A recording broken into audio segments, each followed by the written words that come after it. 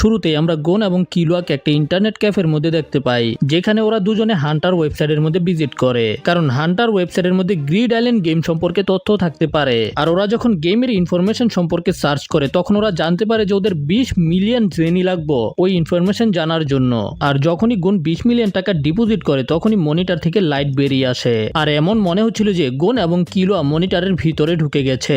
তার মানে হলো যদি তুমি হান্টার ওয়েবসাইটের মধ্যে ঢুকতে চাও তাহলে তোমাকে ন্যান ইউজার হতে হবে।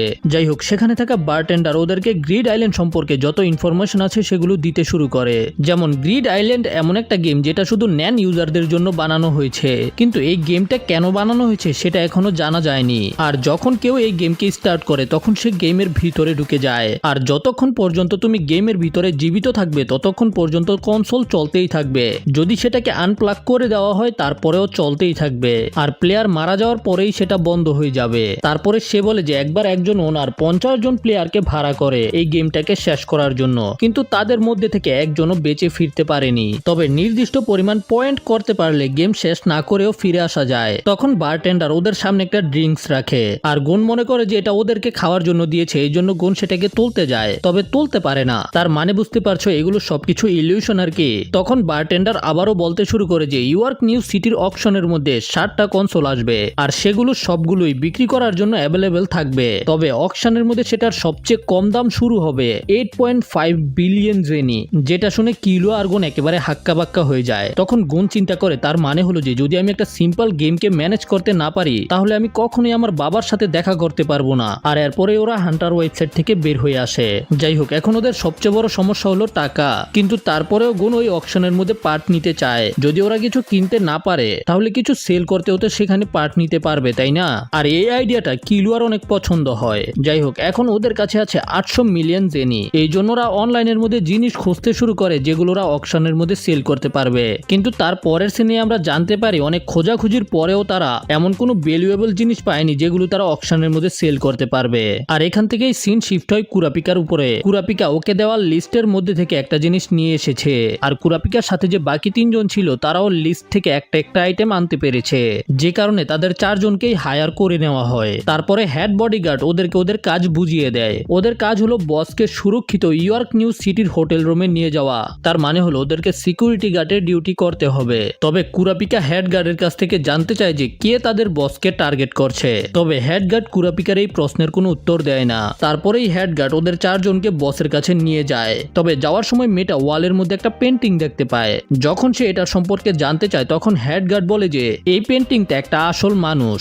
যেটা শুনে তো তারা 4 জন একেবারেই অবাক। সে বলে যে এই মানুষটা আগে একজন বডিগার্ড ছিল, আর তার অপরাধের কারণে তাকে এই শাস্তি দেওয়া হয়েছে, এবং ওদের 4 জনকে ওই লোকটার রিপ্লেসমেন্ট হিসেবে ভাড়া করা হয়েছে। তার মানে বুঝতে পারতাছো যদি ওরা কোনো ভুল করে ওদেরও এই অবস্থাই হবে। তারপরে সে তাদের সবাইকে ফাইনালি বসের কাছে নিয়ে যায়, আর বসকে দেখার পরে তো ওরা সবাই একেবারে অবাক, কারণ ওদের যে বস সেটা হলো একটা ছোট মেয়ে। এই মেয়েটার নাম হলো নিয়ন। আসলে নিয়নের কাছে একটা অসাম পাওয়ার আছে যেটার সম্পর্কে আমরা একটু পরেই জানতে পারবো। যাই হোক, এরপরে ওরা সবাই সিটিতে যাওয়ার জন্য একটা প্লেনে চলে আসে, যেখানে ওরা 4 জন আলোচনা করে। আমরা তো মনে করেছিলাম আমাদের বস কোনো বুড়ো লোক হবে, কিন্তু আমি অবাক হয়ে যাই যখন জানতে পারি যে এই ছোট মেয়েটাই আমাদের বস। এরপরে সিন শিফট হয় আর আমাদের প্রথমবারের মতো ফ্যান্টম ট্রুপের মেম্বারদেরকে দেখানো হয়। তাদের বস বই পড়ছিল যার চেহারা আমরা দেখতে পাই না। তারপরে আমাদের ফ্যান্টম ট্রুপের একটা মেয়েকে দেখানো হয় যার নাম হলো পাকোনাডা। সেখানে আরো 2 জন ছিল, একজনের নাম হলো শেলনার্ক, আর যে ছেলেটা ছিল তার নাম হলো ফিংস। শেলনার্ক পাকোনাডাকে বলে তোমার অনেক দেরি হয়ে গেছে, তবে পাকোনাডা বলে আমি একদম টাইম মতোই এসেছি। যাই হোক, তারপরে সেখানে আরো 2 জন মেম্বার চলে আসে।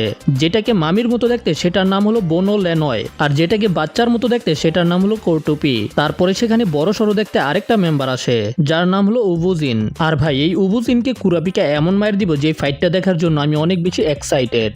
তারপরে সেখানে আরেকটা কিউট দেখতে মেয়ে আসে, আর এই মেয়েটার নাম হলো শিজুকু, আর ফ্যান্টম ট্রুপের লিডারের নাম হলো ক্লোরো লুসিফার। যাই হোক, তারপরে আবারও আমাদের কুরাপিকার সিন দেখানো হয়। তারা নিয়নকে নিয়ে ওয়ার্ক নিউ সিটির এয়ারপোর্টের মধ্যে পৌঁছে গেছে, আর যখন নিয়ন গাড়িতে বসে যাচ্ছিল তখন হেড বডিগার্ড নিয়নকে কিছু পেপার দেয় যেগুলোর মধ্যে লোকেদের ছবি এবং নাম লেখা ছিল।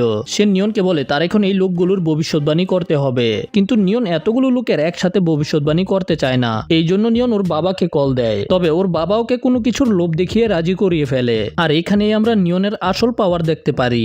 যখনই সে নিজের হাতের মধ্যে একটা কলম নেয় তার হাতের মধ্যে একটা এন্টিটি চলে আসে, আর এই এন্টিটিটা নিজে নিজেই পেপারে থাকা লোকেদের ভবিষ্যৎবাণী লিখতে শুরু করে। নিয়নের এই এবিলিটির নাম হলো অ্যাঞ্জেলিক অটো রাইটিং অথবা গোস্ট রাইটিং। আর নিয়নের এই এবিলিটির কারণেই নিয়নের বাবা আন্ডারওয়ার্ল্ডের মধ্যে এত বড় মাফিয়া হয়ে গেছে। আর বুঝতেই পারছো ওর জন্য কেন এতগুলো বডিগার্ড রাখা হয়েছে, কারণ যদি এইরকম পাওয়ার কারো কাছে থাকে তাহলে সে পুরো দুনিয়াকে কন্ট্রোল করতে পারবে।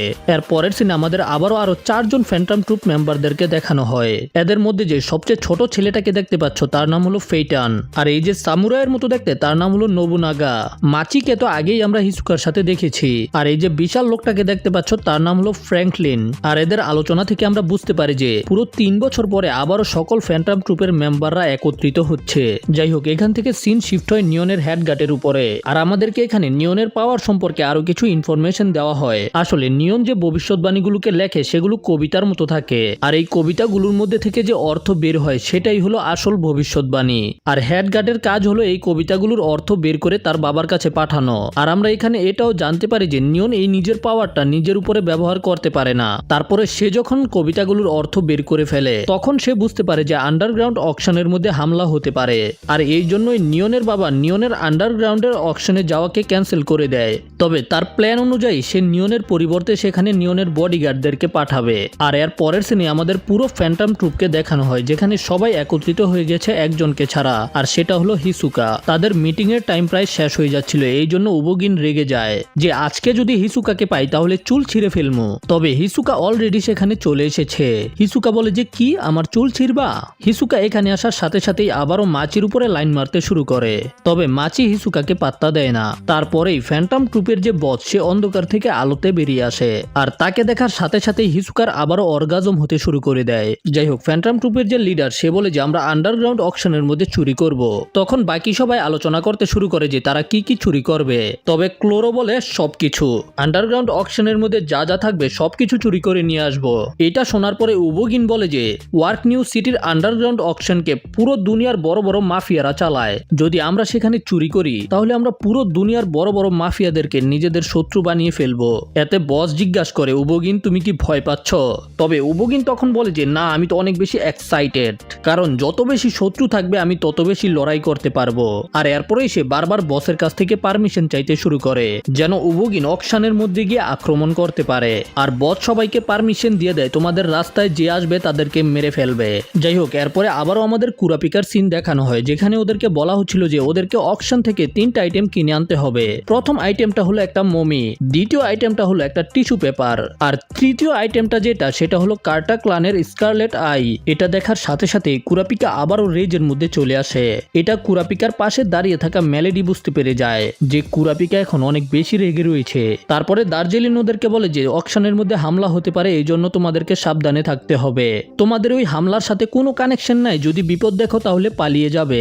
এর পরের সিনে আমাদের গুন এবং কিলুয়াকে দেখানো হয়। ওরা দুজনেই একটা বাজারের মাঝখান দিয়ে হাঁটছিল, আর ওরা দুজনেই এখানে আন্ডারগ্রাউন্ড অকশন সম্পর্কে আলোচনা করে, যেখানে হাজার হাজার কোটি টাকার ডিল হয়। আর যদি তুমি কোনো স্পেশাল জিনিসকে কম দামে কিনতে পারো তাহলে সেটাকে ওই অকশনের মধ্যে অনেক বেশি দামে বিক্রি করতে পারবে। তারপরেই কিলুয়া গুনকে নিয়ে একটা মোবাইল ফোনের দোকানে আসে, কারণ গুনের কাছে কোনো সেলফোন ছিল না। তবে ওরা দুজনেই বুঝতে পারছিল না গুনের জন্য কোন ফোনটা সবচেয়ে বেশি ভালো হবে। ঠিক তখনই সেখানে চলে আসে লিওরিও। লিওরিও গুনকে সাজেস্ট করে বিটাল 007 মডেলের ফোনটা কেনার জন্য। লিওরিও বলে যে এই ফোনটা ওয়াটারপ্রুফ, তার সাথে সাথে এটার মধ্যে 200-ও বেশি ভাষাকে ট্রান্সলেট করা যায় এবং এটা অনেক বেশি ডিউরেবল। তবে এই ফোনটার দাম একটু বেশি ছিল, যেটা হলো 4 লাখ জেনি। আর তারপরেই লিওরিও দোকানদারের সাথে দামাদামি করতে শুরু করে দেয়, আর 5 লাখ জেনি দিয়ে 2টা ফোন কিনে ফেলে, একটা গুনের জন্য আর একটা কিলুয়ার জন্য। আর লিওরিওকে এইরকম প্রো লেভেলের দামাদামি করতে দেখে সবাই লিওরিওর জন্য তালি বাজায়। আর যখন ওরা তিনজন এক জায়গায় বসে খাবার খাচ্ছিল তখন লিওরিও জানতে পারে গুন এবং কিলুয়া হেভেন্স আরিনার মধ্যে 200 ফ্লোরের মধ্যে পৌঁছে গেছে। যেটা জানার পরে তো লিওরিও অনেক বেশি অবাক হয়ে যায়। লিওরিও চিন্তা করে ওরা দুজনে আসলে কতই স্ট্রং হয়ে গেছে। লিওরিও গুনের কাছ থেকে এটাও জানতে পারে যে গুন হিসুকার সাথে লড়াই করে হিসুকার ব্যাচকে ফিরিয়ে দিয়েছে। আর তাছাড়া আমরা এটাও জানতে পারি যে লিওরিও এখন পর্যন্ত ন্যানের 10%ও মাস্টার করতে পারেনি। তারপরে ওরা তিনজনের রুমের মধ্যে ছিল, যেখানে লিওরিও জানতে পারে যে গুন এখানে ওর বাবাকে খুঁজে বের করার জন্য এসেছে। আর সেটা করতে হলে গুনের আগে একটা গেম কিনতে হবে, যেটা অকশনের মধ্যে বিক্রি হবে, কিন্তু এটার সর্বনিম্ন দাম শুরু হবে 8 বিলিয়ন জেনি থেকে। যেটা শোনার পরে লিওরিও অনেক বেশি অবাক হয়ে যায়। এরপরে লিওরিও জিজ্ঞাসা করে যে তোমাদের কাছে কত আছে, আর ওরা দুজন বলে যে আমাদের কাছে মাত্র 5 মিলিয়ন বাকি আছে। লিওরিও তখন বলে যে আমি তো তোমাদেরকে আগেই বলেছিলাম টাকা হলে তুমি সবকিছু কিনতে পারবে, কিন্তু এখন তো তোমাদের কাছে টাকাই নাই। এরপরে লিওরিও ইন্টারনেটের মধ্যে সার্চ করে যে ওরা কিভাবে তাড়াতাড়ি টাকা কামাতে পারবে, যেখানে ওরা কন্ডিশনাল অকশন সম্পর্কে জানতে পারে। তখন লিওরিওর মাথায় একটা আইডিয়া আসে যে ওরা কিভাবে টাকা কামাতে পারবে। সিন শিফট হয় আর আমাদের মিলুকিকে দেখানো হয়। মিলুকির কাছে কিলুয়া গ্রিড আইল্যান্ড গেমের ফাইলটা পাঠিয়েছিল, আর মিলুকি গেমের কোডিংকে ব্যবহার করে একটা নতুন গেম বানিয়ে ফেলেছে। তবে মিলুকি কোনোভাবেই ওই গেমটাকে চালাতে পারছিল না। মিলুকি চিন্তা করে কিলুয়া কি ওকে বোকা বানালো নাকি, আর তারপরেই মিলুকি চেক করে যে ওর কাছে কত টাকা বাকি আছে। আর তখন আমরা জানতে পারি যে ওর কাছে 12 বিলিয়ন জেনি আছে। মানে ভাই ওই তো বড় লোক। তবে 12 বিলিয়ন টাকা দিয়ে ওই অকশন থেকে গেমটা কিনতে পারবে কিনা সেটার কোনো গ্যারান্টি নেই। এই জন্য ওর বাপেরা ফোন করে বলে যে আরো 15 বিলিয়ন টাকা দিতে, আর যদি দেয় তাহলে ওইটার বদলে 15 জনকে কিল করবে। মানে তোমরা যদি মনে করে যে মিলুকি মোড়া দিকে স্ট্রং না, তাহলে তোমরা ভুল। আর এরপরেই মিলুকি নিজের প্লেনে বসে অকশনের দিকে যেতে শুরু করে। আর আমরা এটাও জানতে পারি যে 10 বছর পরে মিলুকি বাড়ি থেকে বের হয়েছে। যাই হোক, সিন শিফট হয় আর আমরা দেখতে পাই যে লিওরিও ওই কন্ডিশনাল অকশন সম্পর্কে এখনো চিন্তা করছিল, আর লিওরিও একটা জিনিয়াস আইডিয়া পেয়ে গেছে। আর এদিকে আজকের অকশনের জন্য নিয়নের বদলে 3 জন বডিগার্ডকে সিলেক্ট করা হয়। যদিও অকশনের মধ্যে কোনো আক্রমণ হয় না, কিন্তু যদি তোমরা কোনো ভুল করো তাহলে তোমরা সেখানে অনেক বড় বিপদে পড়তে পারো। আর হ্যাঁ, অকশনের ভিতরে তোমরা কোনো অস্ত্র নিয়ে যেতে পারবে না, কারণ এই অকশনটা পুরোটাই বিশ্বাসের মাধ্যমে চলে, আর সেখানে কোনো সিসিটিভি ক্যামেরাও থাকবে না। এই জন্য যদি সেখানে কিছু হয় তাহলে তোমাদেরকেই সেটাকে ম্যানেজ করতে হবে। বাসু এবং ল্যান্সার নামের 2 জন ওই হোটেলের পিছনে পাহারা দিবে, আর কুরাপিকা এবং মেলোডি বিল্ডিং এর সামনে পাহারা দিবে, আর সে নিজে এবং স্কোয়ালা নিয়নের সাথে থাকবে। তারপরে আমরা গুন, কুরাপিকা এবং লিওরিওকে দেখতে পাই। আসলে ওরা এখানে কন্ডিশনাল অকশনের একটা সেটআপ করেছে।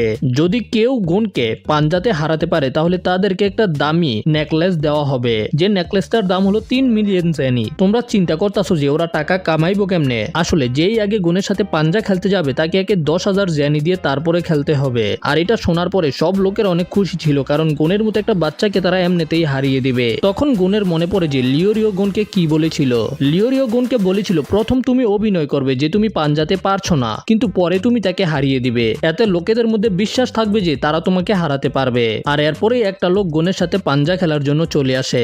লিওরিও বলে যে শুধু একটাই রাউন্ড হবে, স্টার্ট করো। প্রথমে তো গুন অভিনয় করতে শুরু করে যে ওর অনেক কষ্ট হইতাছে, কিন্তু পরে গিয়ে গুন ওই লোকটাকে হারিয়ে দেয়। আর তখন গিয়ে কিলুয়া বুঝতে পারে যে এটাকেই কন্ডিশনাল অকশন বলা হয়। কিন্তু এইভাবে 8 বিলিয়ন টাকা জমা করতে তো ওদের সারা জীবন লেগে যাবে। আর এক এক করে গুন হারাতে হারাতে সেখানে থাকা সবাইকেই হারিয়ে দেয়। এতে লোকেরা বলতে থাকে যে এই বাচ্চাকে দেখে সাধারণ মনে হলেও সে একেবারেই সাধারণ না।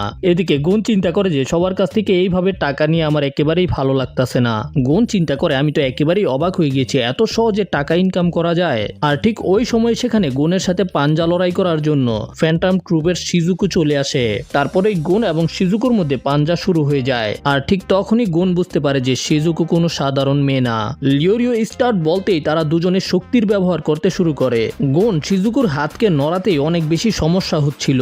এদিকে শিজুকু গুনের হাতকে নামাতে পারছিল না। তারা দুজনেই নিজেদের সম্পূর্ণ শক্তির ব্যবহার করছিল। আর এক পর্যায়ে গিয়ে গুন শিজুকুকে হারিয়ে দেয়। শিজুকু হেরে যাওয়ার পরেও গুনকে বলে যে তোমাকে ধন্যবাদ। তখন কিলুয়া গুনের কাছে এসে জিজ্ঞাসা করে যে তুমি কি নিজের সকল শক্তির ব্যবহার করেছো? গুন বলে যে হ্যাঁ, আমি জানি না সে কে, কিন্তু সে অনেক বেশি শক্তিশালী ছিল। তারপর শিজুকু সেখান থেকে বেরিয়ে এসে ফ্র্যাঙ্কলিনকে বলে যে ওই ছোট বাচ্চাটা অনেক বেশি শক্তিশালী। তখন ফ্র্যাঙ্কলিন শিজুকুকে জিজ্ঞাসা করে তুমি নিজের বাম হাতের ব্যবহার করনি কেন? শিজুকু বলে যে সে আগে নিজের ডান হাত বাড়িয়ে দিয়েছিল। মানে আমরা এটা বুঝতে পারছি যে শিজুকুর বাম হাতে বেশি শক্তি, ডান হাতে শক্তি কম, এই জন্য গুনের কাছে হেরে গিয়েছে। শিজুকু আবারও গুনকে চ্যালেঞ্জ করতে যেতে চায়, তবে ফ্র্যাঙ্কলিন বলে আমাদের কাছে সময় নেই। ফ্র্যাঙ্কলিন বলে এখানে বাজি লাগানো আমাদের কাজ না, আমাদের যেটা দরকার সেটা আমরা ছিনিয়ে নেই। তারপরে আমরা 7 জন ফ্যান্টম ট্রুপের মেম্বারকে একটা এয়ার বেলুনের মধ্যে দেখতে পাই, যারা আন্ডারগ্রাউন্ড অকশনের দিকে যাচ্ছিল। ঠিক তখনই আমরা হিসুকাকে দেখতে পাই। হিসুকা বারবার ক্লোরোকে দেখছিল। আসলে হিসুকা ক্লোরোর সাথে লড়াই করতে চায়, কিন্তু সবসময় ক্লোরোর সাথে 2 জন ফ্যান্টম ট্রুপের মেম্বার থাকে, যে কারণে হিসুকা ক্লোরোর সাথে 1-on-1 লড়াই করতে পারবে না। তারপরে আবার আমাদের ড্যানজোলিনকে দেখানো হয়। ড্যানজোলিন বলে যে নিয়ন অনেক রেগে গিয়েছিল যখন সে জানতে পেরেছে সে অকশনের মধ্যে যেতে পারবে না, কিন্তু সবকিছু ভাঙচুর করার পরে এখন সে ক্লান্ত হয়ে ঘুমিয়ে গেছে।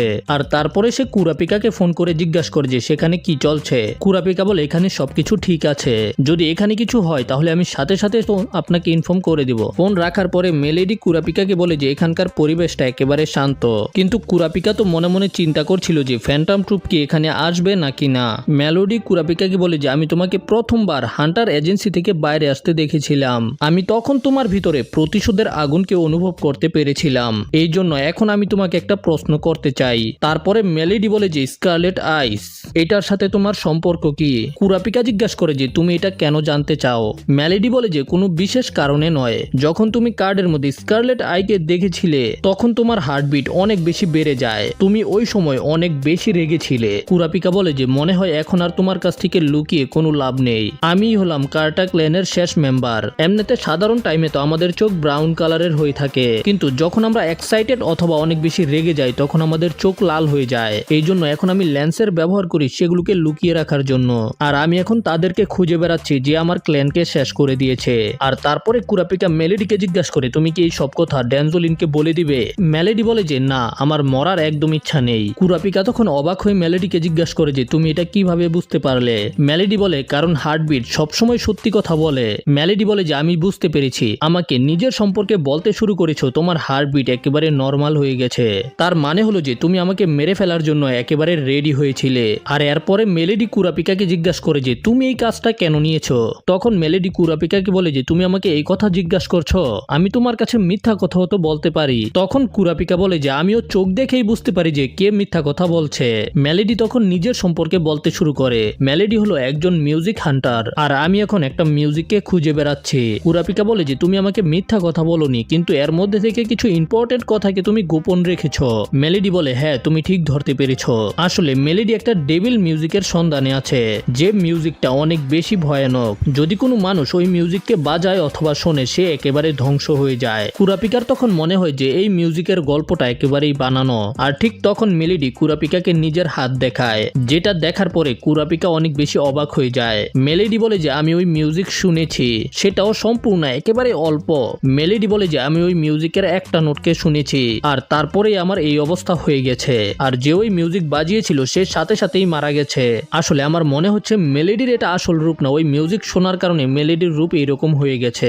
মেলেডি কুরাপিকাকে এটাও বলে যে আমি চাই আমি আগের মতো হয়ে যাই, আর এটা করার জন্য আমি যে কোনো কিছু করতে পারি, আর আমার সাথে যেটা হয়েছে সেটা যেন অন্য কারোর সাথে না হয়, এই জন্য আমি ওই মিউজিকটাকে খুঁজে বের করে ধ্বংস করে দিতে চাই। আর এই অকশনে আসার আমার এটাই লক্ষ্য, যদি এই অকশনের মধ্যে ওই মিউজিকটা আসে। এদিকে নিয়নের তিনজন বডিগার্ড অকশন হাউসের মধ্যে চলে আসে, তারা তিনজনে সেখানে আলোচনা করছিল কিভাবে এই অকশনটা চলে, কে কত পার্সেন্ট টাকা নেয়, কে কত পার্সেন্ট টাকা খায়। ঠিক তখনই আমাদের অকশন হলকে দেখানো হয়, আর অকশন হলের মধ্যে তখন দুইজন লোক আসে, আর এরা দুজন আর কেউ ছিল না ফ্যান্টম ট্রুপের ফ্র্যাঙ্কলিন এবং ফেটান। ফেটান বলে যে আশা করছি আপনারা সবাই ভালো আছেন, আর আমি আপনাদেরকে বলে দিচ্ছি আমি আপনাদের টাইম একেবারেই ওয়েস্ট করব না। আর ঠিক তখনই ফ্র্যাঙ্কলিন নিজের হাতের আঙুলগুলোকে খুলে ফেলে আর বলে যে মরার জন্য রেডি হয়ে যাও। তারপরে ফ্র্যাঙ্কলিন ন্যান বুলেট দিয়ে সবার উপরে আক্রমণ করে দেয়। তখনই তাচিনো নিজের ন্যান এবিলিটির মাধ্যমে কাপড়ের সোলজারগুলোকে বের করে, যেন এই সোলজারগুলো শিল্ডের মতো কাজ করে, কিন্তু এতে কোনো কাজ হয় না। ফ্র্যাঙ্কলিনের অ্যাটাক এত শক্তিশালী ছিল, তাচিনো চিন্তা করে যে তার বুলেট আমার ন্যানের ব্যারিয়ারকে ভেঙে ফেলবে, এই জন্য সে বাকি দুজনকে এখান থেকে তাড়াতাড়ি পালিয়ে বসকে ইনফর্ম করতে বলে। কিন্তু ঠিক তখনই তার মাথার মধ্যে একটা বুলেট এসে লাগে আর তার কাম তামাম হয়ে যায়। এরা দুজন তখন সেখান থেকে কোনোভাবে হলরুম থেকে বের হয়ে আসে। তখনই ওই লোকটার মাথার মধ্যে কেউ অ্যাটাক করে, আর এটা অন্য কেউ না, শিজুকো ছিল। ফ্যান্টম ট্রুপের মেম্বারগুলোকে দেখতে যতই ভালো হোক না কেন এরা এক একটা শয়তান। শিজুকোকে দেখার সাথে সাথে মেয়েটা সেখান থেকে পালানোর চেষ্টা করে, আর তখনই শিজুকো পিছন দিয়ে এসে তাকেও শেষ করে দেয়। আর অন্যদিকে হলরুমের মধ্যে রক্তের বন্যা বয়ে গেছে, ফ্র্যাঙ্কলিন সেখানে থাকা সবাইকে মেরে ফেলেছে। বলেছিলাম না এরা এক একটা জানোয়ার। ফেটান বলে যে এরা তো খুব তাড়াতাড়ি শেষ হয়ে গেছে, আর শিজুকো বলে তোমরাই তো সবকিছু করে ফেললে, আমি তো কিছুই করতে পারলাম না। ফেটান বলে তাহলে এখন করো। তখন আমরা দেখতে পাই যে শিজুকোর হাতের মধ্যে যে ভ্যাকিউম ক্লিনার রয়েছে সেটা কোনো সাধারণ ভ্যাকিউম ক্লিনার না, আর শিজুকো নিজের ভ্যাকিউম ক্লিনারের মাধ্যমে এখানে থাকা যত রক্ত ছিল, যত লাশ ছিল এবং চেয়ারগুলোকেও গিলে ফেলে। মানে এই জিনিসটা অনেক বেশি ভয়ানক ছিল। ফেটান বলে যে শিজুকোর ন্যান টেকনিক দেখতে আমার অনেক ভালো লাগে। তখনই তারা দেখতে পায় যে একটা লোক এখনো জীবিত ছিল, আর শিজুকোর যে টেকনিক সেটা কোনো জীবিত জিনিসকে গিলতে পারে না। ওই লোকটা বলে যে আমাদের লোকেরা তোমাদেরকে ছাড়বে যাবে না। কিন্তু তখনই ফেইটান নিজের শুধু হাতের ব্যবহার করে তার গলাকে আলাদা করে ফেলে, আর তারপরে শিজুকু নিজের ভ্যাকুয়ামের মাধ্যমে ওই বডিটাকে গিলে ফেলে। এদিকে মেলোডি বলে যে সেখানে কিছু তো একটা ঝামেলা হয়েছে, আর কুরাপিকা দূরবীন দিয়ে দেখে এটা কনফার্ম করে যে সেখানে কিছু তো একটা ঝামেলা হয়েছে। আর তারপরেই তারা লিডারকে কল করে দেয়। আর এদিকে বাকি মাফিয়ার মেম্বাররা অকশন হলের ভিতরে যায়, কিন্তু তারা অবাক হয়ে যায় কারণ সেখানে কিছুই ছিল না। চারিদিকে হাঙ্গামা শুরু হয়ে গেছে যে এখানে কি হয়েছে। কুরাপিকা ড্যানজোলিনকে কল করে বলে যে এখানে অবস্থা খুবই খারাপ, অকশনের ভিতরে যারা যারা ছিল সবাই একেবারে গায়েব হয়ে গেছে। আর ড্যানজোলিন কুরাপিকাকে জিজ্ঞাসা করে যে অকশনের জিনিসগুলো কোথায়, তবে কুরাপিকা তো এই সম্পর্কে কিছুই জানে না। আর তখন আমাদের সিন্দুকের সিন দেখানো হয় যেখানে নিলামির সকল জিনিস গায়েব ছিল। মেলোডি সেখানে গিয়ে এটা দেখতে পেরে ইনফর্ম করে দেয়। ড্যানজেলিন বলে যে আচ্ছা ঠিক আছে, তোমরা চিন্তা করো না, আমরা চোরেদের ধরে ফেলবো। তারপরে আমরা দেখতে পাই যে মাফিয়ারা পুরো শহরকে ব্লক করে দিয়েছে। আর এদিকে আমরা ফ্যান্টম ট্রুপের মেম্বারদেরকে দেখতে পাই যারা এয়ার বেলুনের মধ্যে ছিল, এই যে কারণে শহরের মধ্যে সার্চ করে কোনো লাভই হবে না। আর তখনই আমরা তাদের আলোচনা থেকে বুঝতে পারি যে তারা অকশন থেকে কোনো কিছুই চুরি করতে পারেনি। কারণ হলো সেখানে কিছুই ছিল না, যে সিন্দুক ছিল সেটা আগে থেকেই একেবারেই খালি ছিল। উবুগিন ক্লোরোকে বলে যে হয়তো তারা আগে থেকেই জানতো যে আমরা সেখানে আক্রমণ করব, আর এই ইনফরমেশনটাকে হয়তো আমাদের মধ্যে থেকেই কেউ লিক করে দিয়েছে। তার মানে হলো আমাদের মধ্যে একটা বিশ্বাসঘাতক রয়েছে। নবুনাগা এটা শুনে বলে তুমি বলতে চাচ্ছ আমাদের মধ্যে একটা বিশ্বাসঘাতক রয়েছে? আর নবুনাগার এই কথা শোনার পরে সেখানে থাকা সবাই অ্যালার্ট হয়ে যায়। ক্লোরো বলে যে হয়তো কেউ টাকার জন্য ফ্যান্টম ট্রুপের সাথে বিশ্বাসঘাতকতা করেছে, কিন্তু আমি এটা বুঝতে পারছি না আমাদের সাথে বিশ্বাসঘাতকতা করে তার কি লাভ হলো। তোমার কি আসলেই মনে হয় যে আমাদের মধ্যে এমন কেউ আছে যার টাকা এবং সম্মানের প্রয়োজন? আমাদের মধ্যে থেকে কি কারো এই জিনিসগুলোর দরকার আছে? উবগিন বলে যে আমার মনে হয় যে আমাদের মধ্যে এমন কেউ নেই। তখন ক্লোরো বলে যে দেখেছো, এই জন্য কার উপরে সন্দেহ করো না। অকশনের ভিতরে যারাই গিয়েছিল তাদের সবার হাতই খালি ছিল, আর অকশনের মধ্যে অনেক বড় বড় লোকেরাও ছিল। আর যদি আমাদের সাথে কেউ বিশ্বাসঘাতকতা করে তাদেরকে ইনফরমেশন দিত, তাহলে তো সেখানে এত বড় বড় লোকেরা আসতো না। কিন্তু উবগিন ক্লোরোর এই সকল কথা বুঝতেই পারে না। উবগিন বলে যে এখন আমাদের কি করতে হবে। তখন ক্লোরো উবগিনকে জিজ্ঞাসা করে যে তোমরা কি নিলামির হোস্টকে জিজ্ঞাসা করেছিলে সব জিনিসগুলোকে কোথায় লুকিয়ে রাখা হয়েছে? উবগিন বলে হ্যাঁ, আমরা জিজ্ঞাসা করেছিলাম, কিন্তু সে কিছুই বলেনি। তখন ক্লোরো জিজ্ঞাসা করে তাহলে তোমরা কি এমন কাউকে জানো যে এই সম্পর্কে জানতো? উবগিন বলে হ্যাঁ, আমার কাছে কিছু ইনফরমেশন আছে। আমার জানা মতে এই অকশনকে পুরো দুনিয়ার বড় বড় মাফিয়ার হেডেরা চালায়, আর মোটমাট 10 জন মাফিয়া হেড রয়েছে। আর তারা যে অর্ডার দেয় সেগুলোকে একটা গ্রুপই কমপ্লিট করে, যাদেরকে শ্যাডো বিস্ট বলা হয়। আর তখন তারা বুঝতে পারে যে হয়তো কোনো শ্যাডো বিস্টের কাছে নিলামির সকল জিনিসগুলো রয়েছে। আর তখনই আমাদের দেখানো হয় যে একটা শ্যাডো বিস্টের মেম্বার 1 সেকেন্ডের জন্য ওই সিন্দুকের ভিতরে গিয়েছিল আর বাইরে চলে এসেছিল, কিন্তু ওই 1 সেকেন্ডের মধ্যেই সিন্দুকের ভিতরে থাকা সবগুলো জিনিস গায়েব হয়ে গেছে। তখন ক্লোরো বলে যে হয়তো কোনো শ্যাডো বিস্টের কাছে এমন ন্যানো এবিলিটি রয়েছে যেটা শিজুকুর মতো। আর এরপরেই ক্লোরো অর্ডার দেয় তাদেরকে ধরার জন্য। আর এটা শোনার পরে ওরা নিজেদের বেলুনকে নিচে নামাতে শুরু করে, আর এতে সবাই ওদেরকে দেখে ফেলে, যেটা সব মাফিয়ার লিডাররা জানতে পেরে যায়, যে কারণে তারা অর্ডার দেয় যেন শ্যাডো বিস্টরা তাড়াতাড়ি সেখানে যায়। এদিকে ড্যানজোলিনো গাড়ি নিয়ে ওই দিকেই যাচ্ছিল। আর তখন আমাদের দেখানো হয় যে ফ্যান্টম ট্রুপ নিজেদের বেলুন নামে এক জায়গায় দাঁড়িয়েছিল, আর সেখানে অলরেডি মাফিয়ার লোকেরা চলে এসেছে ফ্যান্টম ট্রুপকে ধরার জন্য। শিজুকু বলে যে এদের অবস্থাও হলের লোকেদের মতোই হবে, তবে ফেইটান বলে এদের অবস্থা আরো বেশি খারাপ হবে। আর উবো বলে যে তোমরা সবাই এখানেই থাকো, আমি এদের সাথে লড়াই করব। তারপরে উবো একাই নিচে চলে আসে। তখন একটা মাফিয়া তার সামনে এসে বন্দুক তাক করে। সে জিজ্ঞাসা করে তুমি কি আমাদের অকশনের গেস্ট গুলোকে কিডন্যাপ করেছো? আর তোমার মধ্যে কি এত সাহস আছে তুমি তোমার লিডারের সম্পর্কে বলতে পারবে? আর এটা বলার পরেই মাফিয়া উবুগিনের উপরে গুলি চালিয়ে দেয়। প্রথমে তো মাফিয়ার মনে হয় যে উবুগিনের কাম শেষ, আর তখনই আমরা দেখতে পাই উবো নিজের দাঁতের মাধ্যমে বুলেটটাকে ক্যাচ করে ফেলেছে। আর এটা দেখে ওই মাফিয়ার গান ফেটে যায়। আর তারপরেই উবুগিন ওই মাফিয়াকে একটা বন চটকনা দেয়। আর এতে মাফিয়ার কি অবস্থা হয় সেটা তুমি দেখতেই পারছো। এটা দেখার পরে তো বাকি লোকেদের কলজা শুকায় যায়। আর এরপরে কি উবুগিন সবাইকে একটা বিস্টের মতো মারতে শুরু করে। তখন বাকি মেম্বাররা দেখতে পায় যে এখানে আরো লোকেরা চলে এসেছে, তবে তাদের মতো তারাও শুধু মরার জন্য এখানে এসেছে। আর উবুগিন সবাইকে মারার পরে বলে যে আমার তো ওয়ার্ম আপও হয়নি। তখনই আমাদের দেখানো হয় যে দূর থেকে একটা স্নাইপার উবুগিনের উপরে নিশানা তাক করে, আর তার ফায়ারিং করা বুলেটটা উবুগিনের শরীরে লাগে, কিন্তু উবুগিনের এতে কিছুই হয় না। উবো বলে যে স্নাইপার হামলা করতেছে আমার উপরে। আর তারপরেই উবুগিন হাতে একটা পাথর নিয়ে নেয়, আর ওই পাথরটাকে স্নাইপারের দিকে ছুঁড়ে মারে। আর ওই পাথর লাগার কারণে স্নাইপার সেখানেই খেললাস। সেখানে আরো মাফিয়ার লোকেরা চলে আসে, যাদের মধ্যে থেকে একজন উবোগিনের উপরে বাজুকা দিয়ে হামলা করে। আর এটা দেখার পরেই সেখানে থাকা সকল মাফিয়ারা পালাতে শুরু করে। আর তখন আমরা কুরাপিকাকেও দেখতে পাই, কুরাপিকাও সেখানে পৌঁছে গেছে। কুরাপিকা দূরবীন দিয়ে উবোগিনের উপরেই নজর রাখছিল আর ড্যানজোলিনকে বলে যে আমাদের যে এনিমি সে ন্যানের ব্যবহারে অনেক বেশি এক্সপার্ট, আর তাকে লড়াই করতে দেখে আমি বুঝতে পারছি যে সে অনেক বেশি শক্তিশালী। পিস্তলের বুলেট আর মিসাইলও তার কিছুই হচ্ছে না। স্কোয়ালা বলে যে আমাদের এই লোককে ধরতে হবে। আমি ভাই এতে রাজি না, আমার কবরের ভিতরে যাওয়ার কোনো শখ নাই। তার তো আমাকে মারতে মনে হয় 1 মিনিটও লাগতো না। তখনই মেলেডি বলে যে থামো, আমি কারো হার্টবিটের শব্দ শুনতে পাচ্ছি। তখনই আমরা দেখতে পাই যে মাটির নিচ থেকে একটা জিনিস বেরিয়ে আসে, আর এই জিনিসটা দেখতে মানুষের মতো আবার একটা কেচুর মতো। আর সে বলে যে আমি হলাম একজন শ্যাডো বিস্ট ওয়ার্ম। সে ওদেরকে জিজ্ঞাসা করে যে তোমরা এখানে কি করছো, তোমাদের কাজ কি? তখনই ডানজোলিন বলে যে আমরা হলাম নস্টিক ফ্যামিলির বডিগার্ড। যেটা শোনার পরে ওয়ার্ম বলে যে তোমাদের চিন্তা করার দরকার নেই, আমরা এই ম্যাটারকে নিজেরাই সলভ করব। তখনই সেখানে আরো কিছু শ্যাডো বিস্ট চলে আসে, যাদের মধ্যে থেকে একজনের নাম হলো র্যাবিটো, আরেকজনের নাম হলো লিচ, আর আরেকটার নাম হলো পর্কোপাইন।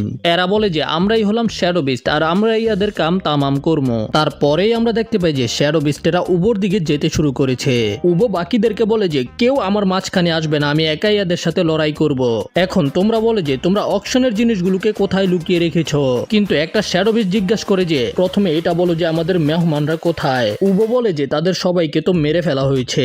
আমি তোমাদের প্রশ্নের উত্তর দিয়েছি, এখন আমার প্রশ্নের উত্তর দাও, অকশনের জিনিসগুলো কোথায়? তখনই উবোর পিছে ওয়ার্ম চলে আসে, যে উবোর উপরে আক্রমণ করে দেয়। উবোকে সে অনেক জোরে একটা ঘুষি মারে, কিন্তু আমরা দেখতে পাই যে উবোগিনকে পাঞ্চ মারার কারণে ওয়ার্মেরই আঙুলগুলো ভেঙে গিয়েছে। তারপরে উবো ওয়ার্মকে একটা পাঞ্চ মারে, কিন্তু ওয়ার্ম এই ঘুষি খাওয়ার পরেও উবোর হাত ধরে মাটিতে ঢুকতে শুরু করে। ওয়ার্ম বলে যে এখন তুমি আর বাঁচতে পারবে না, এখন ডিসাইড করে ফেলো তুমি কোথায় মারা যাবে, মাটির উপরে নাকি মাটির নিচে। উবো তখন মাটির মধ্যে আটকে গেছে।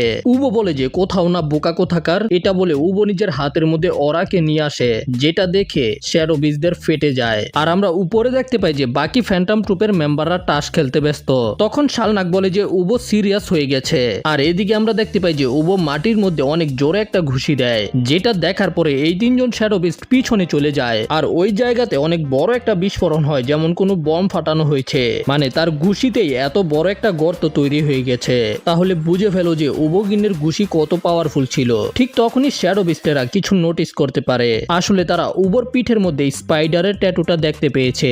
এটা দেখার পরে শ্যাডো বিস্টেরা বুঝতে পেরে যায় এটা ফ্যান্টম ট্রুপের মেম্বার, যার নাম্বার হলো 11। আর দূর থেকে কুরাপিকা ও দূরবীনের মাধ্যমে এই ট্যাটুটাকে দেখে ফেলে। আর এটা দেখার সাথে সাথে কুরাপিকা ফুল রেজে চলে আসে। এরপরে উবোগিন বাকি শ্যাডো বিস্টদেরকে ওর উপরে আক্রমণ করতে বলে, যেটা শুনে তারা 3 জনই উবোগিনের উপরে আক্রমণ করে দেয়। আর উবো তখন একজনকে অনেক জোরে একটা ঘুষি মারে, কিন্তু তখন পর্কোপাইন বলে যে আমি নিজের শরীরের পশমগুলোকে কন্ট্রোল করতে পারি, এই জন্য তোমার অ্যাটাক আমার উপরে কাজ করবে না। তখনই র্যাবিটো উবোর উপরে আক্রমণ করে উবোর চামড়া ছিঁড়ে নিয়ে যায়, যেটা দেখে ফ্যান্টম ট্রুপের বাকি 2 জন মেম্বার অবাক হয়ে যায়, কারণ তাদের মতে উবোর চামড়া স্টিল থেকেও বেশি শক্তিশালী। এই জন্য তারা উবোকে জিজ্ঞাসা করে তার কি সাহায্য লাগবে কিনা, কিন্তু উবো তো চিল মুডে ছিল, তার নাকি লড়াই করতে মজা লাগছিল। উবো তখন পর্কোপাইনকে নিজের শরীর থেকে ছোটানোর চেষ্টা করে। পর্কোপাইন বলে যে যদি আমার চুল একবার তোমার শরীরের ভিতরে ঢুকে যায় তাহলে তুমি কখনোই সেটা থেকে ছুটতে পারবে না। আর এটা শুনে উবো বলে যে তাহলে আমি তোমাকে আমার নিজের হাতিয়ারের মতো ব্যবহার করব।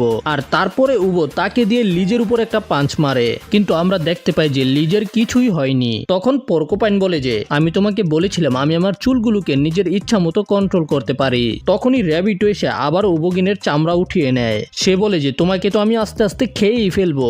আর তখনই উবোর মাথা ঘুরতে শুরু করে। আমরা জানতে পারি যে আসলে র্যাবিটোর দাঁতের মধ্যে বিষ রয়েছে, যে কারণে উবোর বডি ধীরে ধীরে প্যারালাইজ হয়ে যাবে। উপর থেকে মাছি এটা দেখে বলে যে যদি বিষের ব্যবহার করে থাকে তাহলে তো লড়াই খুব তাড়াতাড়ি শেষ হয়ে যাবে। ঠিক তখনই পিছন থেকে লিচ এসে উবোগিনের ক্ষতর মধ্যে চাটতে শুরু করে। আসলে লিচ উবোর ভিতরে লিচ ঢুকিয়ে দিয়েছে, আর লিচ উবোগিনকে বলে যে এখন এই পোকাগুলো তোমাকে ভিতর থেকে খেয়ে ফেলবে। আর এখন পর্যন্ত কেউ এই অ্যাটাকের হাত থেকে বাঁচতে পারেনি।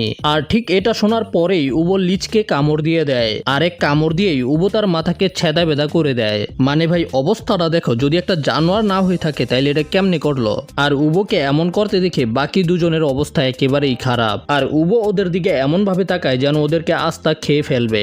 র্যাবিটো বলে যে তুমি আমাদেরকে হারাবে এটা তোমার ভুল ধারণা, বাস্তবতা এটা যে তুমি এখন আমার বিষের কারণেই মারা যাবে। কিন্তু তখনই আমরা দেখতে পাই যে উবো নিজের মুখ থেকে কিছু একটা ফায়ার করে। র্যাবিটো এটা দেখে চিন্তা করে এটা কি বুলেট নাকি নাকি, কিন্তু তখন র্যাবিটো বুঝতে পারে যে এটা আসলে লিচের মাথার হাড্ডি। আর তখন র্যাবিটো সেটাকে নিজের হাত দিয়ে থামানোর চেষ্টা করে, কিন্তু হাড্ডির টুকরাটা তার হাতকে ছিদ্র করে মাথার ভিতরে ঢুকে যায়। আর এতে র্যাবিটোর খেলাও শেষ হয়ে যায়। এখন বাকি আছে শুধু পোর্কোপাইন। তখন পোর্কোপাইনের মনে হয় যে উবো তার উপরেও হাড্ডি ফায়ার করবে। সে চিন্তা করে যদিও এটা করে এটা আমার উপরে কাজ করবে না, কিন্তু তখনই আমরা দেখতে পাই যে উপরে ফ্যান্টম ট্রুপের বাকি মেম্বাররা নিজেদের কানকে কাভার করে ফেলে। আর তারপরেই উবো অনেক জোরে একটা চিল্লান দেয়, আর এই আওয়াজটা এত জোরে ছিল যে আশেপাশের সবকিছু কাঁপতে শুরু করে।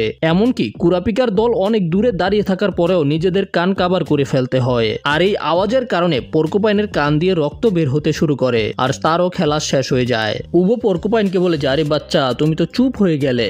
আর এদিকে এই কাহিনী দেখার পরে স্কোয়ালা বলে যে এরা তো এক একটা মনস্টার, এই দানব একাই শ্যাডো বিচদের হারিয়ে দিয়েছে। ফ্র্যাঙ্কলিন চিল্লায় বলে যে তুই চিল্লানের আগে আমাদেরকে ওয়ার্নিং দিবি তো, যেন আমরা আমাদের কান কাভার করতে পারি। এতে উবো বলে যে যদি আমি তোমাদেরকে বলে দিতাম তাহলে তারাও বুঝতে পেরে যেত, আর তাছাড়াও তোমাদের নিজেদের কান বন্ধ করার জন্য অনেক টাইম ছিল। এদিকে কুরাপিকা এখন অনেক রেজে রয়েছে, এই জন্য কুরাপিকা উবোগিনের দিকে যেতে শুরু করে। বাকিরা তখন কুরাপিকাকে থামানোর চেষ্টা করে, কিন্তু কুরাপিকা বলে যে কিছুই যায় আসে না। আর কুরাপিকাকে এইরকম রূপে দেখে তারা তো পুরাই অবাক। তারা এটা বুঝতে পেরে যায় যে কুরাপিকা তাদের থেকে একেবারেই ডিফারেন্ট।